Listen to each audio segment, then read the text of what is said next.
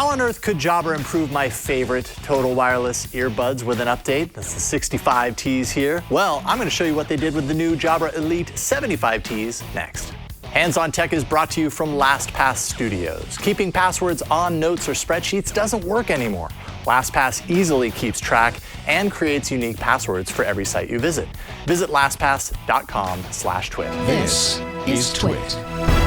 This episode of Hands on Tech is brought to you by IT Pro TV. Visit itpro.tv/twit and use code TWIT30 for an additional 30% off for the lifetime of your active subscription.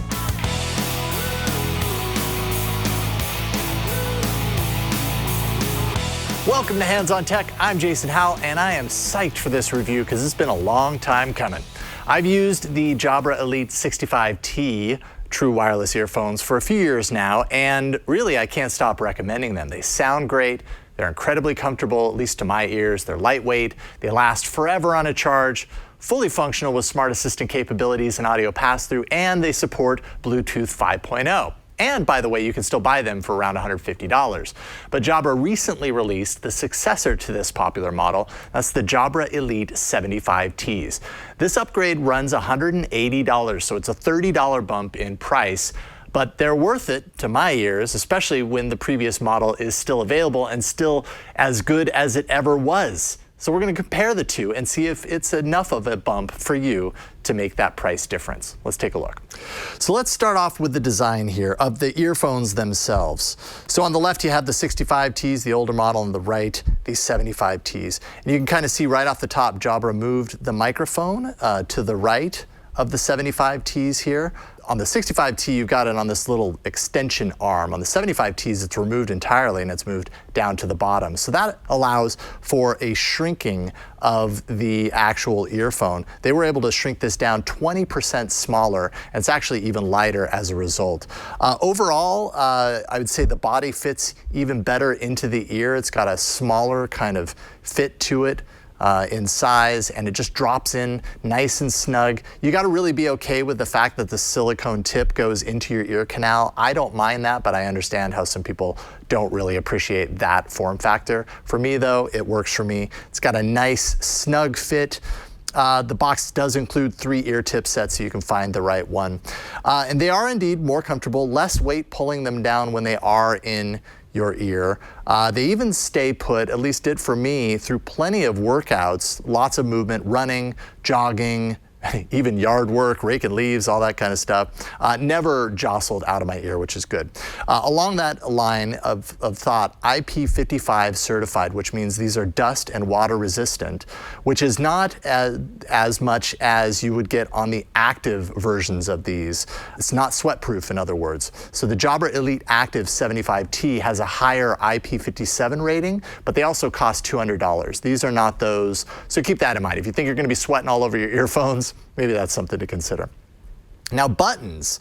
So this is definitely a difference between the two models. I'll pull out both of the 75T earphones here. You can see on both sides, these are buttons that you can push, and it's just a single button that is activated through a number of combinations. You can do a single tap, a double tap, a triple tap, and then a tap and hold. All of those things on the left, and then all of those things on the right to perform many different functions that you would need. On the older 65Ts, you can see it's a single button on the right side and then a rocker button on the left, which had just a different type of control mechanism. And having the up down on the left kind of might make things a little bit easier. Again, really what it boils down to is it's just what you get used to over time. And really, I was able to get used to the functions that I truly need when it comes to the buttons on these devices. Single press, at times, would pause the music or play it or answer a phone call. If I tap and hold on either side, that turns up and down the volume. Things like that really do make sense the more you use them. Now let's talk a little bit about the performance and the sound, and this is really where the $30 upgrade price for the 75Ts is justified. The sound in particular, it's a huge step up from what I'm used to on the 65Ts. I've been listening to the 65Ts for a couple of years now. I thought the sound on those were great.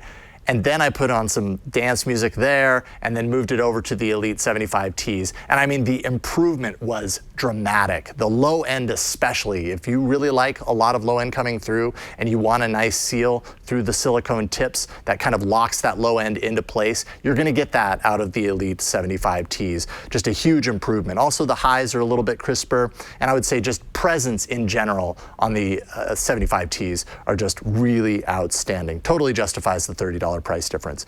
What you do get here also is passive noise isolation. That's of course because of the silicone tip locking into your ear canal. It kind of does a good job of blocking off, I'd say, most of the exterior noises that you would want to get rid of so that you can listen to your audio. It's not active noise cancellation like you get in some other in-ear buds like AirPods Pro, but I felt like it was sufficient for me.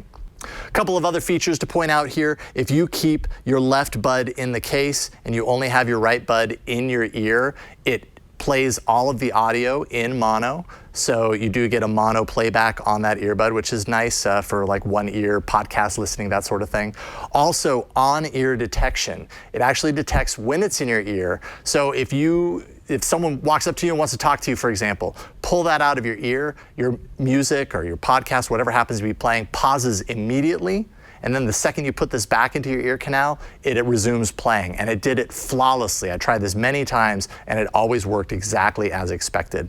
If you double press the right earbud, you get the Assistant. And of course it works with Google Assistant, it works with Amazon's Alexa, and it's all done through the Jabra Sound app that you can install from the Play Store.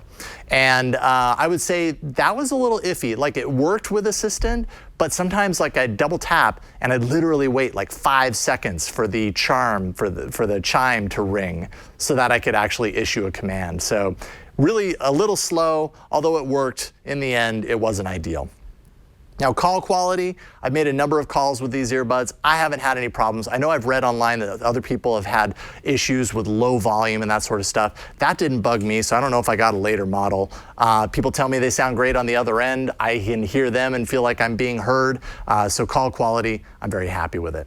Now, another key differentiator here between the 65Ts and the 75Ts is the battery. You get 7.5 hours on the earbuds of charge in the battery inside these earbuds. That's up from 5 hours on the 65Ts.